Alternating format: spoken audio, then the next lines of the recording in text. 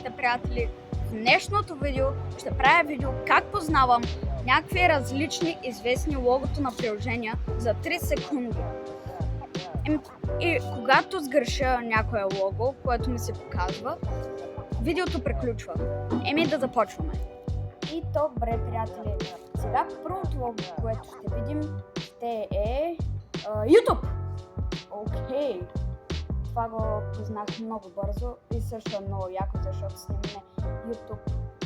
снимаме видео в YouTube и виждаме логото на YouTube. Добре, да видим второто.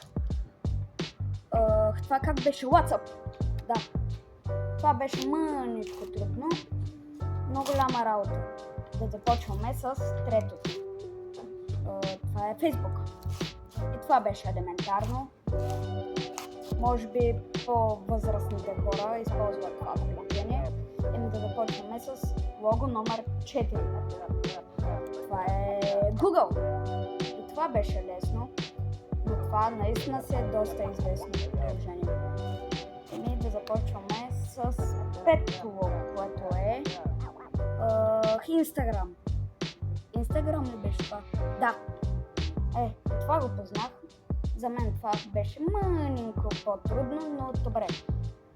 Сега да започваме с шестото. Това е TikTok.